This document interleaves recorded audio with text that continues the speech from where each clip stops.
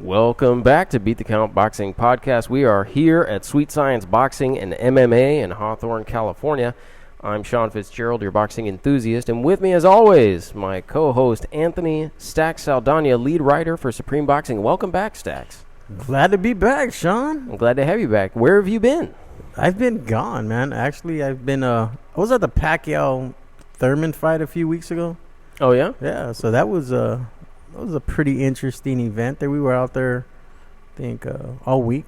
Got out there like Wednesday night and did the whole press conference. And the whole media tour, right? The whole media tour. I saw you guys interviewing Winky Wright and Booker T and all these dudes. Booker T. Yeah, WWE. I asked him about his matchup in the grocery store with Stone Cold, man.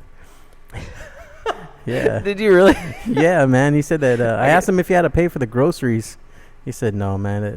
Vince McMahon took care of all of that. Vince McMahon took care of the groceries? Yeah. Oh, man. Shenandoah, thanks for joining. How do we sound?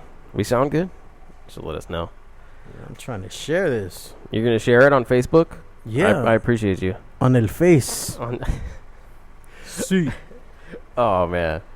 So how was the arena when you were there? You know what, man? If boxing fans have never been to a Manny Pacquiao fight, the atmosphere is like no other fight, man. I've been to Canelo fights. I've been to Triple G fights. I've been out here to the Forum, to the StubHub Center. I've been to Texas, 47,000 when Earl Spence fought Mikey Garcia. But there's nothing that can compare to a Manny Pacquiao fight, man. That atmosphere is it's crazy. It's like there was 16,000 Manny Pacquiao fans and like 2 Thurman fans in there, man. It was just wild. It's an electric atmosphere. It was a great fight. But yeah, it's something that every boxing fan should experience, is going to a Manny Pacquiao fight one time in their life, man, because it's definitely a big event.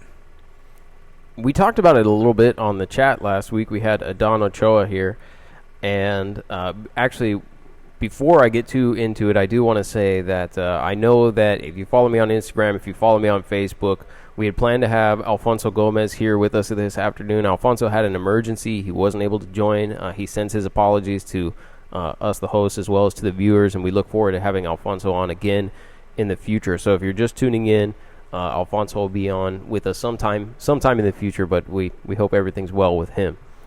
Aside from that, we had Adon Ochoa last week. You were on the chat, and I was talking about how my opinion was that fight was closer than perhaps the Fox commentators and scorers had judged the fight. You watched it live. You mentioned that you had thought live, ringside, that it was a close fight. What is your perspective on that fight? I thought the fight would have been a draw if it wasn't for that first round knockdown. Manny Pacquiao performed well in the first half of the fight. I think Keith might have came away with like the 4th round in the early rounds, and then took over the second half with Manny maybe picking up like the 9th or the 10th round. I'm not real for sure. But even though I didn't have the commentators from Fox in my ear, the crowd played a big part in it, man, because every time Manny would touch him, it doesn't matter how hard the shot was, that crowd would just erupt like it was a damn knockdown, so it was really tough to judge the fight. I was kind of going back and forth from watching it live to watching it on the television. I was lucky enough to be in a suite where I had my own TV, so it was kind of back and forth where I got to they put you in a suite with your own TV, huh? Yeah. So I got MGM Grand Garden Arena suite with the TV. There you go, man. Had my own bar, had my own couch. So you were just watching on TV like the rest of us. You just happened to be in Las Vegas. Pretty much, man. Yeah, no, it was without the commentary. No commentary. Yeah, without the commentary. No, but it was definitely a close fight. Second half of the fight, Manny started to show his age, man. He showed that he was 40 years old. I think if there would have been another round or two, Thurman might have caught him. Good fight for Manny. Tough fight for Manny.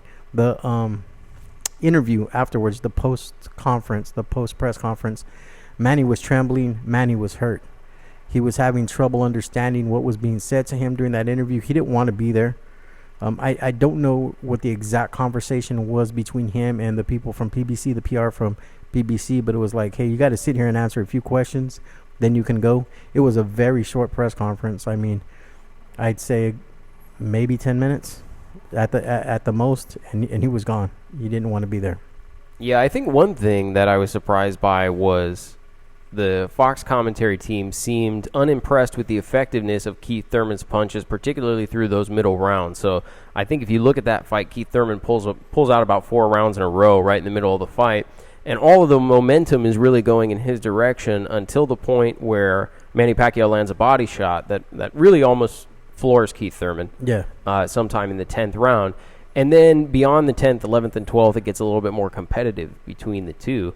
But those shots, the right hands that Keith Thurman was able to land in that 4-round stretch, were doing damage to Manny Pacquiao, without a doubt. Definitely. They were both beaten and battered. I agree. They were both beaten. Just the fact that Manny's 40 years old, he's going to have that much more of a hard time to recuperate, to recover from those shots, unlike Thurman. You know, when you get up in age, Father Time hits you, and it doesn't tell you. You know, one day you wake up and you're old, and that's all there is to it. I mean, you don't feel it coming. It's not like, okay, I feel myself getting old. No, you wake up one day and you get out of bed and you sound like a box of Rice Krispies, and your bones are popping, your back's aching. You're like, damn, what the hell's going on? It's age. I think you're just describing you. Yeah. That's not Manny. Manny's in good shape. But no, I mean, to be honest, considering that he is 40, he's up there in age and stuff like that, it was an impressive fight. Very and I impressive. feel like because I say that I thought it was closer, that I thought it was 6-6, but with the knockdown, so Manny wins. I agree, Manny wins the fight. Correct. Very impressive win. Yeah, if they were to rematch, I don't see Thurman giving Manny as much respect. That first knockdown wasn't that he hurt Thurman.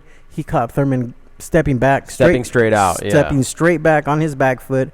Caught him with a good 2-punch combo that started with the shot to the body, then caught him in the chin, and it was more of a flash knockdown.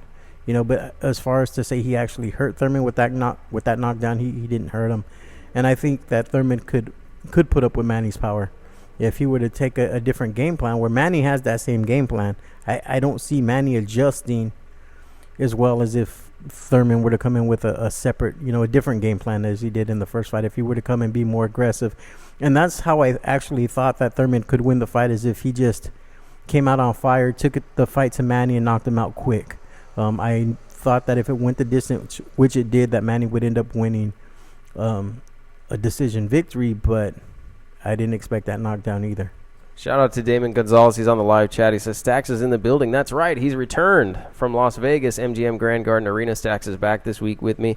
For those of you who saw the flyers for Alfonso Gomez, unfortunately, Alfonso, who was going to make his second appearance here on Beat the Count today, had an emergency, and he's not able to attend this afternoon, but he extends his apologies to the group, and hopefully we'll have him back again later. So all the best to Alfonso. We hope everything's going well with you.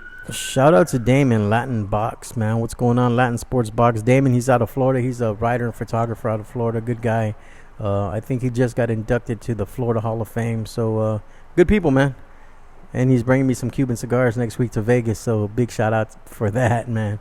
And Damon's making a little bit a different point here, which is that fight doesn't hurt Thurman. He got the loss, but Thurman fought Garcia, Porter, and Pac. And that in itself is impressive. Thurman has a very, very great resume. He's a good resume, for 47. He has a lot better resume than somebody like Crawford does at 47, And I don't know if it's because of the whole politics of Crawford being with Top Rank and the rest of the 147-pounders being with PBC, but... now they have the thing where the PBC is not recognizing the WBO either, And what does that even mean? That doesn't mean anything. Right? So they put up the graphic. I seen it afterwards, I guess. I seen like the meme where they put up the graphic of the champions at 147 pounds, and they got Spence, Pacquiao, and Thurman. Spence, Pacquiao, and Porter. Yeah, they left off Bud. And left Crawford out. Hey, I understand. There's a lot of this going around where the PBC, Fox, Showtime, they aren't going to recognize the title. The title, or the WBO, as a sanctioning body, is recognized by the International Boxing Hall of Fame. It gets its power from that, not from PBC. It existed before PBC and will continue to exist. It's one of 4 bodies that are recognized. Essentially, all that's saying is that they're not going to pay sanctioning bouts for PBC fighters or fighters who are contracted to fight on Fox. And so the WBO does lose out something for it, but it doesn't get rid of the title. The fact that they don't recognize it, Bud Crawford's still the champion, whether you like it or not. That title was on Pacquiao, and then it was on Jeff Horn, and now it's around Bud Crawford's waist. And I think that to say that we should discredit Bud Crawford because the PBC doesn't recognize the WBO is kind of like, what does that even mean? Exactly, man. Good fights though last night. You know, Gabriel says Bud is number one. What's up, Gabriel? He says Bud's number one pound for pound. A lot of people have him there. Gabriel Perales, Marquee Sports, man. Yeah, what's up, Gabe? Shout out to Gabe. One Nation.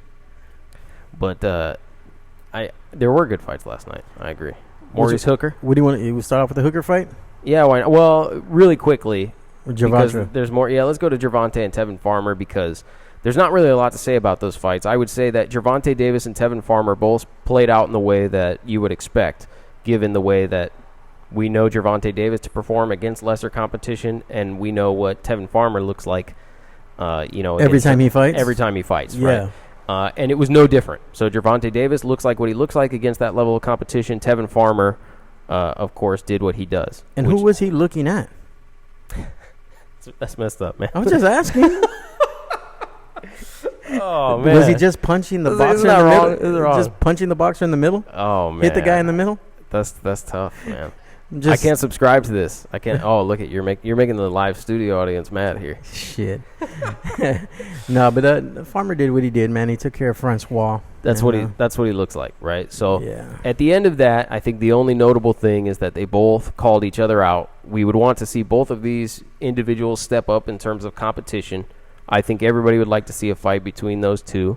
Tevin Farmer said if he can't make the unification fight, he'd like to move on to Jojo Diaz.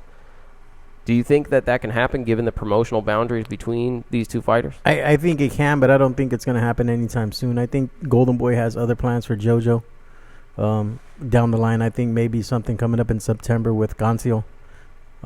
So I see Jojo maybe going into a fight with Gancio before he fights Tevin Farmer. Tevin Farmer's been fighting a lot of mandatories. He might take a voluntary defense of his title and then maybe fight a big name at the beginning of 2020, but I don't see anything big through the rest of the year for Tevin Farmer. What about for Gervonta? I don't know, man. It seems like Mayweather has him coddled. They're moving him along at his own pace, which is good because they're developing a fan base for him. Us in the boxing world know who he is. We know what he's capable of doing. But to the casual fans, a lot of people really don't know who he is. They're starting to. He sold out the StubHub Center. He sold out this place in Maryland. Over 14,000 people there last night. So he's developing a name. And I think he's kind of guiding him in the same path he took.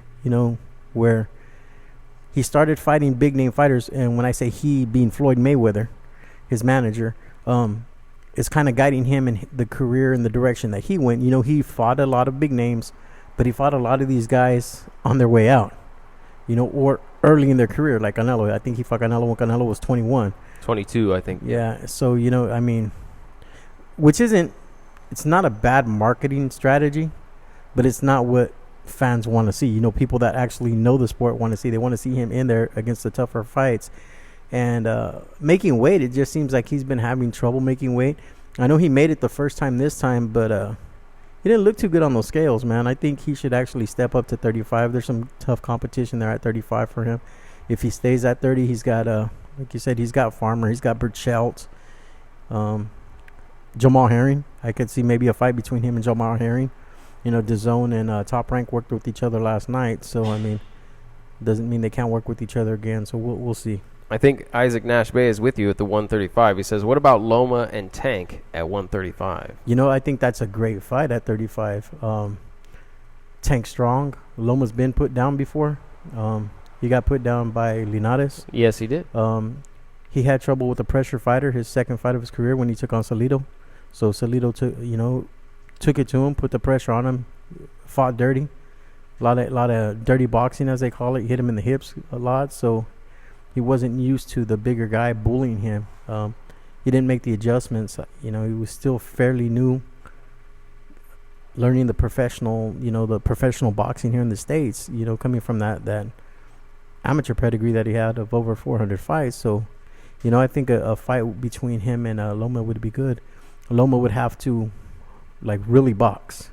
That's what he does, though. And he does that, Yeah. but I mean, he'd have to do that for all 12 rounds and hope he doesn't get caught.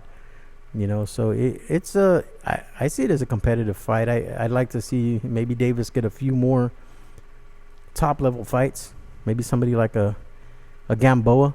People say, oh, Yorokis is washed up, but you got to realize he only has 2 losses in his career, which is Robinson Castellano and Terrence Crawford. So I mean, he's still a big name out there. He has a lot of experience, but I like to see Davis get a few more big names under his belt before he fought somebody like Loma. Yeah, I think that's the biggest challenge in trying to gauge a matchup between Loma. I mean, you say Loma has to avoid the punches. Loma's shown some resiliency. He showed resiliency against Linares. He did get back up. He put Linares down. He stopped a bigger man. Same thing against Pedraza. He was, essentially one-armed in that fight and was getting hit a lot with jabs, but he showed resiliency in that fight. I think that the problem with gauging how Tank would perform against Loma is that the level of competition that these two have competed in is really very different. Exactly. Gervonta Davis, for as much as he's fighting mandatories, his fight before that, he's fighting someone who takes the fight on short notice. And then moved up from 22 to 26. Exactly. So you look at it and you go, well, it's Gervonta looks spectacular against this level of opposition, but I can't say that Loma wouldn't also look spectacular against that level of opposition. Meaning if Loma was fighting these competitors, he would also have, I think, show-out type performances. They're very different because he's not that one-punch knockout kind of guy, but they would be spectacular or impressive nonetheless. So you kind of look at it and you go, well, we're not really comparing apples to apples. It would easily be a step, if not multiple steps up in competition for Tank. Don't you think? Yeah, I think so, man. Herring would face Roach next. Yeah, I heard that, Damon, about Herring and Roach. Got a lot of people on here today, man. Thank you guys for tuning in. I want to give a shout out to Chris Dinkins, man. Isaac, Damon, everybody, Gabriel, man. Fun fact, my buddy works at the gas company like Ancio, and Concio is on the jackhammer and then goes to train. Dude's tough guy. Yeah, Gary Russell, what are they talking about now? Gary Russell and what else is this guy Isaac saying? What about Rigo? Is he worth the look? 22, Rigo's still dangerous. I don't know about 26, and I don't know about 30 or 35. But if he can stay at Super Bantam at 122, I think he's dangerous. I think he gives somebody like Ronnie Rios, somebody like Danny Roman, somebody like Ray Vargas. He gives him a real fight. Rigo's the real deal. So he got schooled by Loma, but I mean he's got that Cuban school of boxing. And his last fight, he didn't even fight that style. It was all come forward. That's true. And if you ask Rigo, what he's saying is that's intentional, right? I wanted to do something spectacular, but we don't really have a way of knowing. And that can also be age showing because he's getting touched a lot more than we're accustomed to seeing him touched, right? So you look at it and you go, well, it could be that, you're saying that, hey, this was my game plan, right? My game plan was to do something that was a little bit more mix-up, have a spectacular finish, but it could also be, like you said, age catching up in the way that you mentioned with Manny Pacquiao. Exactly. Let's move on. Let's go on to the next fight. The next fight, Maurice Hooker? The Maurice Hooker, which was a DAZN top-rank card. Yep, joint card, DAZN and top rank, and it was good as long as it lasted. As long as it lasted. Yeah. It was a unification bout at 140 pounds. WBO, WBC title match. Is that a real title? No, I'm just... Not if you're PBC or Fox. If you're PBC or Fox, you just... Oh, man. No, unification bout, though. Excellent fight. Action-packed. Fan-friendly fight. All the way through till an abrupt stoppage. And when I say abrupt, I don't mean bad. I just mean it kind of just happened. It just stopped. Yeah, it just happened suddenly. He caught him with the left, and he continued to pummel him with 6 more shots. And the ref jumped in and waved off the fight. Rightfully so. I think it was a good stoppage. I believe Hooker was out. He was out on his feet, and he could have taken some real damage by Jose, who's a heavy-handed boxer. And I think he could have really hurt Hooker.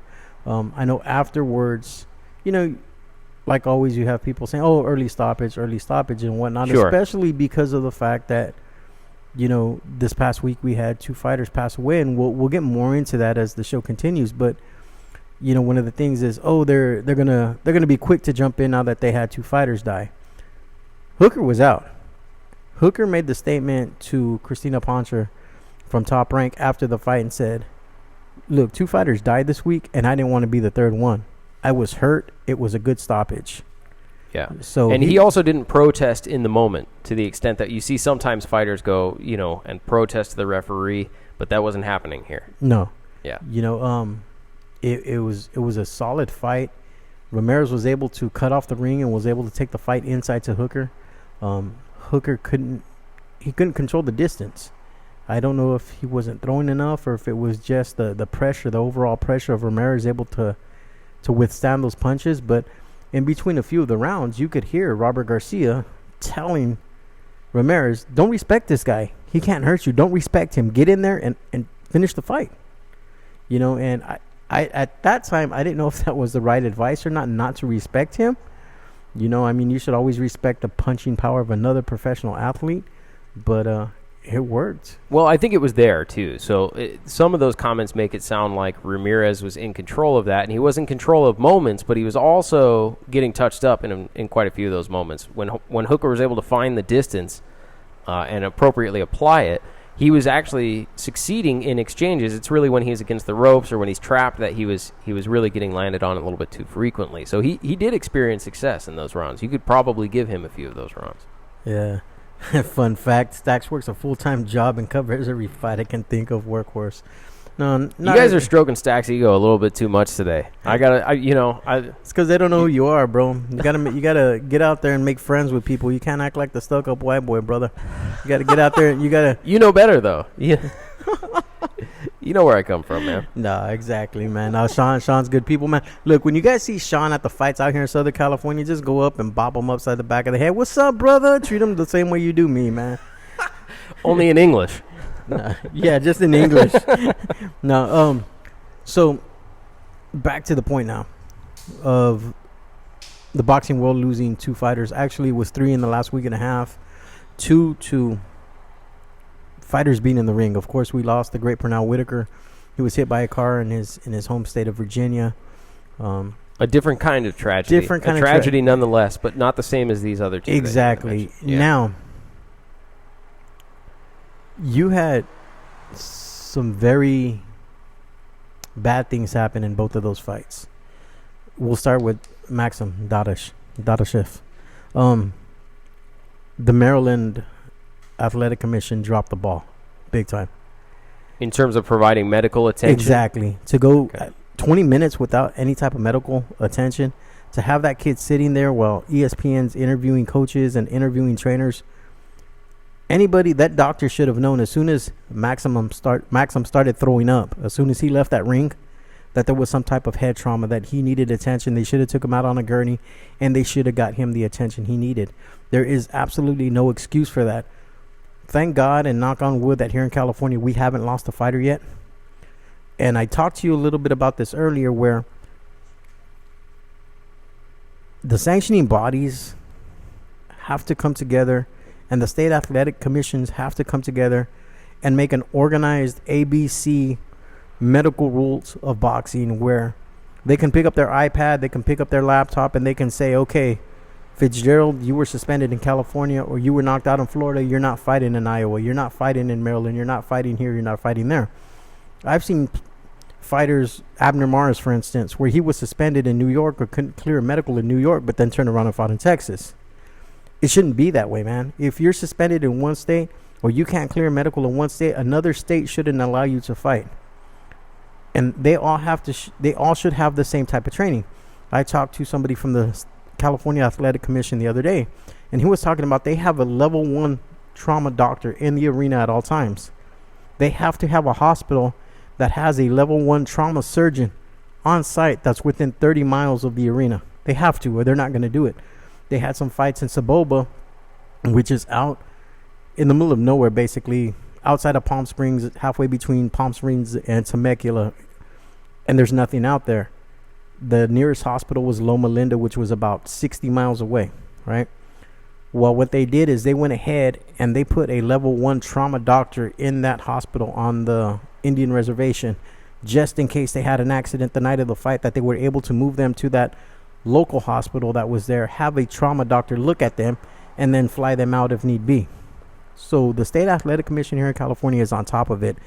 And they really need to get together and figure something out, or else we're going to have more of these accidents.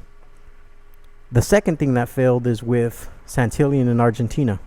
He had fought 30 days prior to this matchup, which was sanctioned by the WBC. There's no way that sanctioning body should have sanctioned this fight. Somebody dropped that ball. That kid should not have been in that ring 30 days after he had gotten knocked out. There's no reason for it. None whatsoever. Another thing you see is when you see fights in Missouri, you see fights in Iowa, you see fights in some of these places, they have athletic commissions, but they don't have people that oversee combat sports. I think a good thing would be is if you have a title fight, for instance, where it's a WBC fight, if it's a WBO fight, WBA, whatever the sanctioning body may be, that they bring in those referees to referee all the fights on that card. If it's a sanctioned card at the top level, don't just have that refereeing and sanctioning that one fight, but you sanction and you referee every fight on that card, so you get the top levels of referees in there to know what they're looking for. We had Ray Corona in here. He told you about the extent of training that these guys get from Andy Foster and the California State Athletic Commission gets. These guys that are on the professional level need to be the same guys that go around nationwide. You should have a group of referees nationwide that not just referee in California or Nevada or Florida, but they go nationwide. That way these fighters get the best possible refereeing that they could get. Because as a fighter, you are trained not to give up. You're a superb athlete. You're a better athlete than anybody else, than me, than anybody else in that gym, and you're not going to quit. You're trained not to quit. You're trained to keep fighting. Sometimes these fighters have more heart than their own good, for their own good. And they're not going to quit. It's up to that referee and it's up to that corner to stop that fight before these kids get hurt. I think that, something I was commenting on yesterday, which is that whatever your respective beliefs are on creation, since the beginning of time, there was man and then there was boxing. Shortly thereafter, for thousands of years, we have admired warriors, right, as the grandest of celebrities. Even through today, it's a tradition that we followed basically through all of time. Fighting sport has been around for 3,000 plus years, documented in some way. And I think that our admiration for warrior athletes like these is there. We admire combat sports practitioners. We have admiration for them. And in some extent, very few of them reach a pinnacle that isn't really reached in any other sport or really any other type of celebrity. They're world-renowned celebrities. But it's so few that we admire them, but we don't value them. Because there's maybe, what percentage of boxers do you think make a living on boxing as active fighters? Very Name few. a percent. Less than 1, right? Yeah, exactly. Less than 1% probably make an active living as a boxer. And that's while they are fighting. Now, after that, after they leave the sport of boxing as an active fighter, the percentage is going to go down. Even fewer are going to continue to make a profit from the sport. And we know this. I know it. You know it. Everybody in boxing knows it. And it's been that way for 100 years since we've been doing boxing with rules.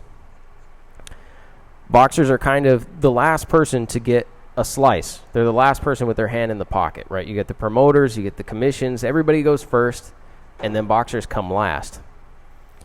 And what that tells me is even though we admire these fighters and we watch them and glorify what it is that they do, we don't truly value them. Once they're gone, and we don't really care. And I don't know how to change that. But I can say that if something like this type of tragedy can happen 2 times in 1 week, when we know that it's not supposed to happen, then something is wrong. Something is wrong. There needs to be either some protection or something in place more for these fighters that we're not providing for them. And I don't know what the answer is, but the question is, are you willing as boxing fans, or whatever your role is in the sport, are you willing to subject yourself to change? Because we haven't been. For 100 years, we haven't been. With the exception of, there are additional protections in place now that haven't been in place in other times, but clearly it's not enough. And those things, while they may protect fighters while they're in between the ropes, they don't do anything to help fighters or their families outside of it.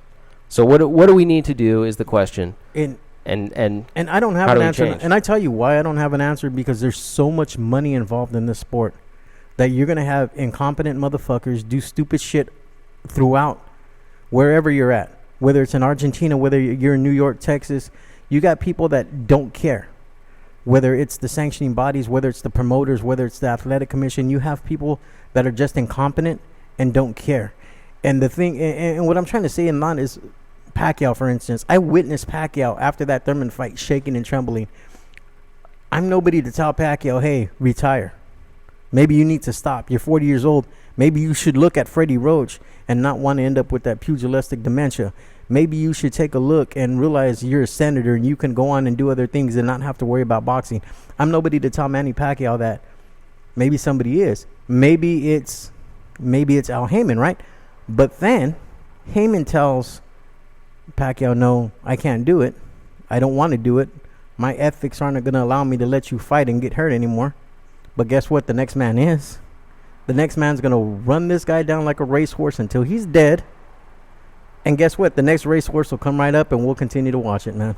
And that's just the facts of the sport. That's the sad truth of the sport, is that whether it's PBC, whether it's Golden Boy, whether it's Top Rank, they're going to fight these guys if they're going to continue to make money, because it's a business to them. We can say, like you said, we like these guys and we really enjoy them, and they are who they are. And we do. We're honest when we say that. But do we value them? But we don't value them. And I think that and you could point to, some people may say, what do you mean we don't value them? Look at Canelo Alvarez's contract, or look at Floyd Mayweather's single fight payday. And what I would say is, that's just them. That's just them. Yeah, because it's not everybody in the sport of boxing. In fact, it's hardly anybody in the sport of boxing. You know, I know guys, right, that have fought their whole careers, finally got a chance at a championship fight, and made $25,000 before taxes, before paying the cut man, before paying the corner man, before paying their trainer, before the manager took 45%. So what's he gonna walk away with? $4,000, $5,000? This is one of the reasons and for those of you who are just tuning in, if you saw the flyer, I'm sure you expected to see Alfonso Gomez sitting here with us today, as did we. He had an emergency at the last minute, was not able to attend. We hope to have Alfonso on again in the future. But when he was here, this is one of the things that he spoke about very passionately, and it's one of the reasons why I'd like to have him involved in this conversation, which is he talked about sort of the hierarchy that exists, which has existed in boxing for a long time, and how that hierarchy comes to be. You go into a gym, you find a trainer, that trainer is or knows a manager, the manager works with a promotional company, and you form an unintentional hierarchy that starts with, the promoter, and then it works its way down to the fighter at the end. And that's a tradition that we have followed for a long period of time. And I would say that one of the challenges, perhaps, that we have is most of the people who are making the rules and the decisions related to boxing are not themselves boxers. Would you agree? Exactly. They're not. Nor have they ever been. No. Yeah. So that's the state athletic commissions. Yeah. That is the sanctioning bodies. To some extent, the promoters. To some. Basically, the business portion of boxing is all made up of people who are themselves not boxers and have never been. Yeah. So they experience virtually none of the risk in terms of physical health. Only reward. There's only upside, essentially. Yeah. But like I said, there has to be a better way. And it's going to have to be the athletic commissions and the sanctioning bodies that come together to somehow make a universal medical treatment plan for these guys, where it's the same medical they receive across the country, that it's the same rules that apply as far as the neurological exams, as far as everything that we don't see. We see broken noses, we see stitches, we see broken hands, but we don't see the internal trauma that these guys are suffering. There's got to be more to it, and it's got to be universal. It's got to be across the board, and it can't be politics when it comes to the lives of these fighters. They've got to work together. And true. And I can tell you, as far as the BC goes, if people look back to the history of the WBC, they've changed a lot of rules. They've worked with neurological surgeons from UCLA.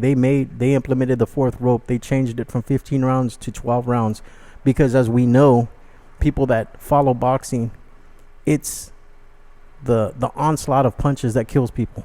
It's not the one punch knockout that kills somebody. It's the continuous blows. After Mancini beat up Dooku Kemp for 15 rounds and Dooku died, the BC stepped in and realized, you know what, 15 rounds of punishment is too much. Let's cut these championship rounds down to 12. Things can be done. There has been changes made, but there's got to be more, and it's got to be nationwide. It's got to be worldwide. I mean, these doctors in Russia should be able to open up a goddamn laptop and see the same medicals here in the United States as they do somewhere else. You sign a release form as a boxer, so there's no type of HIPAA violations, and you release it to this universal medical system, this boxing medical system where everybody sees the same things on these fighters. Yeah, I think one of the challenges is, though, a lot of the things that we would propose in terms of saying, hey, this is what needs to be done, a singular system, there are things that we sort of are looking to advanced technologies to provide, and not every economy and not every, sanctioning body across the world can afford that. We're kind of talking about the championship level, and the question becomes, what about the guys who are at the club level? What about the promoters who are doing small local shows? What about the fighters who are fighting at small local shows? Do they have the resources necessary in order to achieve this, particularly if they're not in the United States, right? So like you're talking about communities in Africa and Argentina who are putting on professional boxing shows, who it's probably to their benefit to not have some of this information available because it restricts, it's probably to their detriment to not have some of this, or to have this information available, because it would restrict the number of matchups that they can make. You're right. But then you have people here in the United States that pull that bullshit, and then they get banned for 2 years out of Nevada for promoting fights, and they promote shit in Orange County. Because why? Because they're lying about medicals. They're lucky nobody on their cards have ever got killed, I tell you that. So a couple things. Ristomatic, thanks for chiming in. He says, that's why I never liked the way Margarito or Bam Bam Rios fought. Too reckless. I can understand that, because they're guys who walk into punishment. Essentially, they have a reputation for being head-first type fighters. The challenge is that the guys that you're talking about are also the ones who we recognize as having these legendary type battles with other fighters, right? We call them warriors. And when I say, we admire them, we look at Bam Bam Rios' fight with Mike Alvarado, and we say that's a classic, right? We look at Arturo Gatti, and we say he makes classic fights. Not necessarily he's a legendary boxer because of craft, but the fights that he made were classics. And fight fans in general do that. We crown those people as having created some of the greatest memories. Like, in some ways, you can look at an Arturo Gatti or a Bam Bam Rios and say, well, they weren't the greatest of champions, right? They weren't the greatest of champions. They don't have the most historic resumes, but they did something that not every champion does, and that's they made something memorable. So there are plenty of champions who you probably aren't familiar with their name, and when they're gone, they will just have been champions, and that's great for them, but they're not going to go down in the ages. We're talking about guys who are going to go down because they made memories that we look at and go, that was great, including the likes of someone like Maurice Hooker and Jose Ramirez. And let me tell you, let me hit on this. When people see somebody like Guillermo Rigondeaux fight his old style, right? The first thing we see on social media is that fight was fucking boring. Absolutely. It was boring. It happens all the time. These guys are boring. Nobody wants to watch that shit. Yeah. All Mayweather did was run. Yeah, exactly. Chicken Mayweather. Even Canelo now. Right? Even Canelo now, because he fights a little bit of a more defensive style. So, going back to Bam Bam, you take him to the boxing expo, and the fans flock to him. Why? Like you said, because they love him. They love those types of fights that he is. And, we're not going to change that. We're not going to change the styles. We're never going to change the styles of these fighters. They're all action fighters. They're the quote-unquote Mexican style, the come-forward style type fights that they give us. But we need to do more to protect those fighters. That's where the refs need to step in. That's where their corners need to step in to protect them more. Their managers and whatnot is to protect them, because you're not going to change the styles of fighting. That style may work for you, and you may come forward and knock everybody out.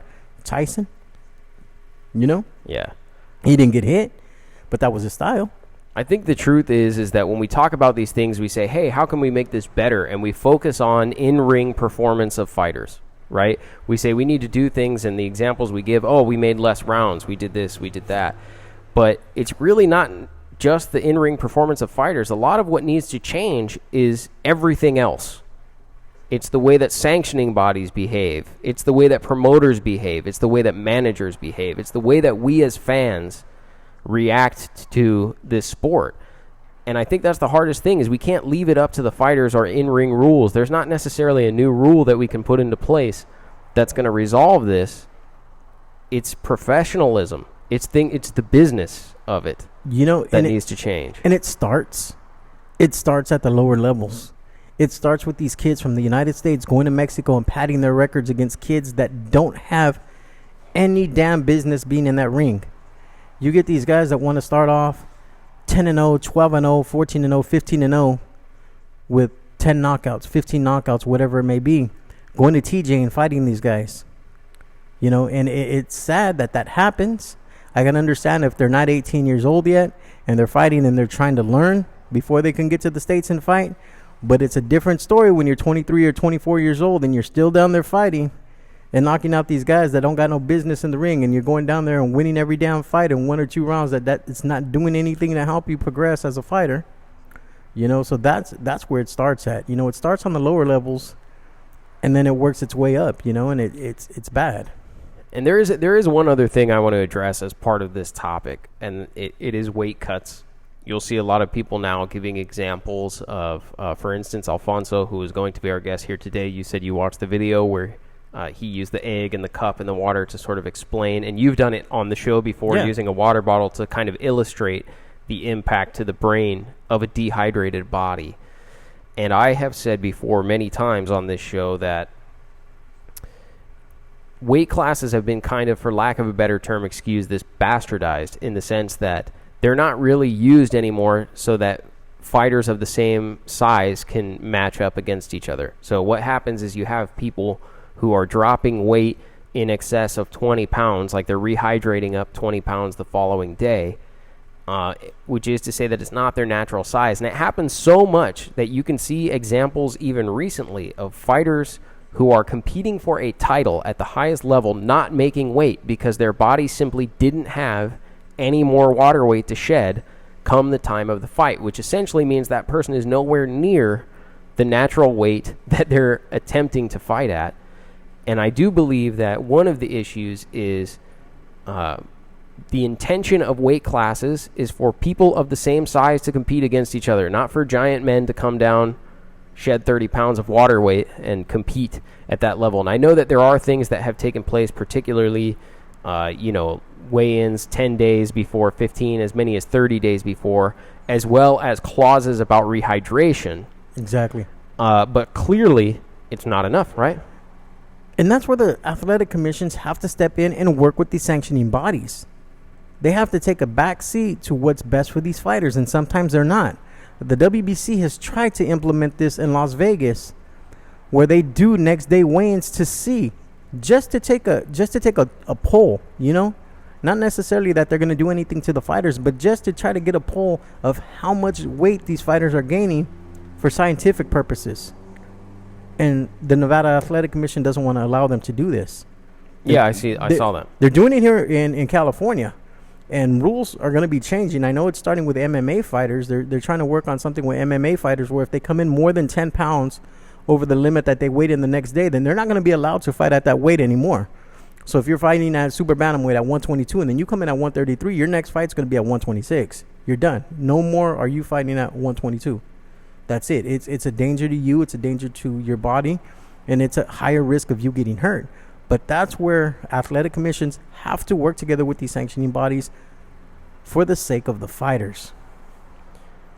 So one more thing, a related topic, which is also related to a story that broke earlier this week, where Dillian White, the interim WBC heavyweight champion, apparently had a positive test for his A sample, had tested for multiple banned substances. This was not a VADA test. It was a test that was conducted by the British anti-doping agency. Yeah.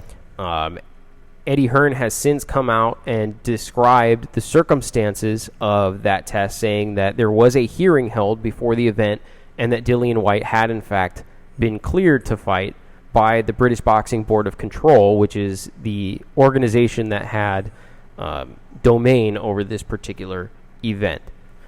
With that being said, I will say that if you just think of recent years, there are many examples of positive tests amongst the highest sort of pinnacle athletes within our sport. So Dillian Whyte, who is the interim WBC champion, Tyson Fury, who of course was out for a few years, testing positive for an anabolic steroid, Canelo Alvarez, who tested positive for clenbuterol, Luis Ortiz, David Benavidez. Well, David's circumstances, I think, are a little bit different than this. Yeah, that was more a recreational substance abuse compared to other types of PEDs. And then, of course, there was the idea that Manny and Thurman, it was talked about how much or how extensive the testing was for their fight and how that could impact. So each of these has their individual reasons, excuses, whatever you want to call them, right? So there's, the reason for clenbuterol, which is the meat. Tyson Fury gave the reason of eating boar. Manny Pacquiao has never actually failed a test. But the truth is it comes up a lot. We hear it a lot. We see a lot of suspensions. What are your thoughts on how prominent PEDs actually are in the sport of boxing? We talked about this when I was on my way back from Vegas a little bit last week and about what I had thought about Dillian Whyte. And I'm going to start with this topic first, and then I'll answer your question. The transparency of the BBFC sucks. They should have came out with the statement right away and gave clarification to the WBC and to Eddie Hearn and to the fans of what exactly went on with that positive test and what the hearing was about, besides us having to read on social media that, hey, he tested positive. Because once you read that he tested positive, it sheds a negative light on that fighter. Oh, he's dirty. They let him fight. He's dirty. Because that was my first thoughts. Yeah. How the hell this was his second positive test. How are you guys letting this guy fight dirty? That was the first thing that went through my head. Why is the WBC allowing him to fight dirty? And then last night you hear the clarifications from Eddie Hearn saying, well, there was a trial and this happened and that happened. There was a hearing, but nothing was released. So the transparency of the British Boxing Board of Control needs to be better. They need to put out statements and have better clarification on what the hell's going on with their fighters. And as far as the use of PEDs in the sport, I don't know. I think as far as the steroids go, I don't think it's very relevant. As far as maybe weight cutting. When you say very relevant, you mean not prominent. Yeah, not prominent. We don't see a lot of people using steroids. Anabolic steroids. I don't see it. I don't see it. Really running rampant in as far as boxing goes. I think where they may be doing is weight loss type pills, stuff that's going to be opening up their lungs to help them breathe, things of that nature. I think there's something that's going to clear their system so they know, hey, VADA's coming. I have so many days to get this stuff out of my system. They know how to cycle that shit out. I've heard the word. So when boxers are talking about cycling stuff out of their system, there's something's going on. And I think, like I said, honestly, I think it might be more of just the weight cutting type of thing, and stuff that's opening up their lungs more than the actual steroids. Because in boxing, as you know, muscles don't make a boxer. You can have you can have all the muscles in the world, but all that's going to do is take up more oxygen.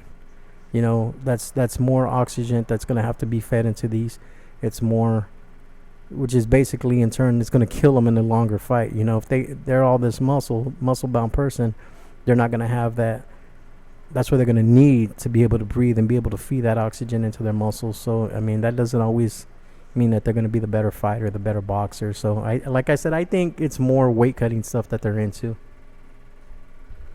Nancy Alvarez Rodriguez also says, I've heard a lot about fighters, and they do cycle them. My question is it seems to me with other sports, for instance, if there was this type of prominence that we're talking about, even with drugs such as these, and in Major League Baseball, as an example, I feel as though we would have, congressional hearings where they would invite baseball players to come and talk and other people and things like this. What is it about boxing that lacks that kind of involvement? I don't think the money's there like it is in baseball or it is in some of these other sports.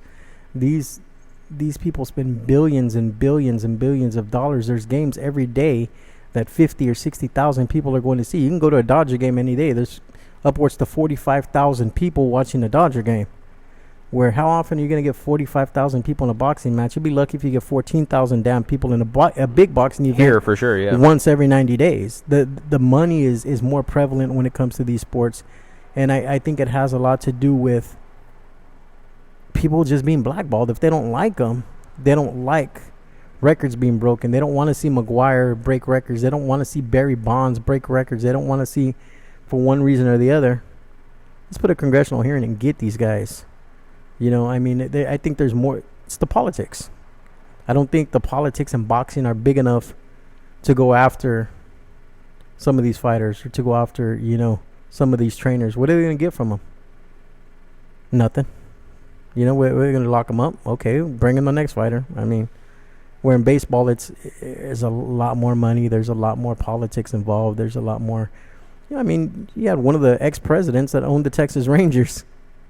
Yeah, absolutely. So, yeah, I will say that I understand it's been a little bit of a somber note on this week's episode. We focused a lot on controversy and tragedy, and that just reflects what's going on in the boxing community. So what that means is this week we experienced a lot of controversy and tragedy, and that's why we're having to focus on it here today. And as far as the tragedy goes, there's a lot of people stepping up, including Top Rank, including the WBC, including Jose Ramirez, for instance, who's going to be auctioning off his outfit that he wore last night. This is where I was going, yeah. Where all the money is going to go to benefit Dadashev's family. The funeral is going to be paid for by the WBC. They're working with Dadashev's family. The Russian boxing board has got together to make sure that his body got back to Russia. Top Rank is working on something. I know Eddie Hearn had donated $50,000 to the GoFundMe page for Dadashev. I think it was 5,000. Was it 5? Yeah, 5,000. I thought it was 50. Maybe I added another zero in there. Well, go ahead, Eddie. If you're in listening, Eddie, go ahead and just add that other zero, man. But I do want to point that out, which is that Dadashev has an official GoFundMe created by Top Rank. And so for those of you who may be a little bit more cautious to donate to things like GoFundMe, I know in the early going, some fans whose hearts were in the right place undoubtedly were creating GoFundMes for the Dadashev family, which sometimes I think can be a little bit off-putting considering it's from a third party who's not affiliated or related in any way to the promotional entity. So Top Rank has an official GoFundMe for Dadashev. It is on their Facebook page. You can find it. It is the one that Eddie Hearn, for instance, donated to, as well as many others. So if you guys get a moment, please check that out. Yeah, sparring is dangerous, maybe even more. Yeah, we had the son of Jose Luis Castillo, who was hurt in sparring. Yes, I saw that as well. He was hurt in sparring in Tijuana. So, sparring as well, when you're weight cutting and you're still continuing to spar, boxing's a dangerous sport. It is. It's a sport that I love. It can be a dangerous sport. It can be the sweet science. It can be a beautiful sport. But at the same time, when certain things are abused, the weight cutting, the PEDs, the incompetent people around the sport can turn it into a very ugly sport, and it's sad. But the challenge is the ratio of incompetence or snakery, as Nancy put it earlier in the chat. It only takes one bad apple to give the sport a real kind of black eye. Like, if there's 100 good people in the sport and there's one person who's doing, underhanded deals and these situations where it gives the whole sport a bad reputation, including the 100 or 200 people that person doesn't represent. And I don't know how many of them there are in boxing, but there are enough that the reputation of boxing amongst high-profile sports is not the greatest of reputations. And I think in terms of change, one of the things we need to do is figure out how to create more concrete rules around that. How do we find the people who are taking advantage of the system? And what are the penalties that they should receive. And I'm asking a lot of questions that certainly we don't have answers to here, but they're things that, I hope you as boxing fans or members of the boxing community or whoever's listening think through, and it may require some sacrifice on our part. This isn't anything new. It goes back to what's this, Panama Lewis, and the bottle. Oh, don't drink from that water bottle. Here, drink from this water bottle with Luis Resto. Oh my goodness. So is that not one of the most tragic documentaries you've ever seen? Did you watch that? Yeah, Assault in the Ring? Yeah, Assault in the Ring. That was attempted murder, right? Yeah, that's what that is. And I still think there's a name for that. Yeah, Luis Resto's full of shit. Even watching it, I felt bad for him, but you know what? I felt more bad for that kid's family and for him. He tried to say nobody knew. They all knew what the hell was going on. So, yeah. That's the note for this week, though. Yeah, next week, I'm not for sure. We got a few different guests lined up. I'm going to try to get I don't know who we're going to get in here yet. I mean, we can... Yeah. Working on a couple people. So we'll just stay tuned to social media on Beat the Count. Make sure you follow us on Beat the Count. Make sure you follow me on my social media on Supreme Boxing, Twitter, Supreme Boxing, Instagram, Supreme Boxing, Facebook, and our website, www.supremeboxinginc.com. Also, make sure to follow the Nevada Boxing Hall of Fame. We have a big show coming up in 2 weeks. Al Bernstein and Cynthia Conte are going to be the MCs that night. We have a great induction gala starting next Friday night. We have a meet and greet. We have a VIP dinner and cocktail party. Then we have the gala the next day. We're inducting the likes of Wayne McCullough, Bernard Hopkins, Winky Wright, Chiquita Gonzalez, Bobby Chacon, Hasim Rahman, Terry Norris. So the list goes on and on.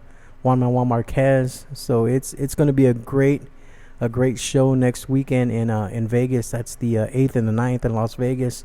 So we do have the Nevada Boxing Hall of Fame.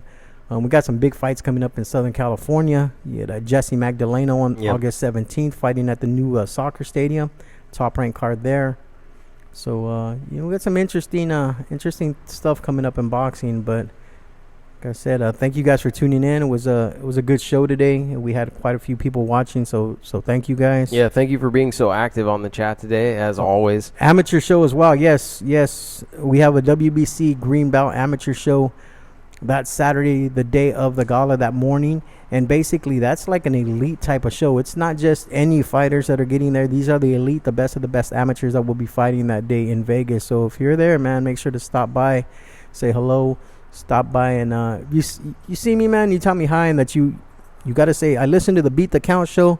I'll hook you guys up with the Supreme Boxing hat. Nice. Free giveaways. Check that out. That wasn't even planned either. No, that was just that's why they call them stacks. Just starts free giveaways for no reason. Yeah, so. All right. And as for me, as Stack said, please follow us at Beat the Count on Facebook, at Beat the Count on Instagram. A few shout-outs that I want to give. Shout-out to... Eddie Rodriguez and Ed Holmes, All-Star Boxing, for having me as a guest to Against the Ropes podcast, for having me on the commentary table during one of the fights last night. I truly appreciate it. And that is all I have for you this week. We'll be back with you next week. And that's it. Yep. Oh, where can I get one? Nancy. I got one for you, Nancy. I got 2 of them for you. I got 4 hats for you, Nancy. He's got all the hats. Got everything. Got all the hats for you. All right. All right. Thanks a lot. Peace. Peace.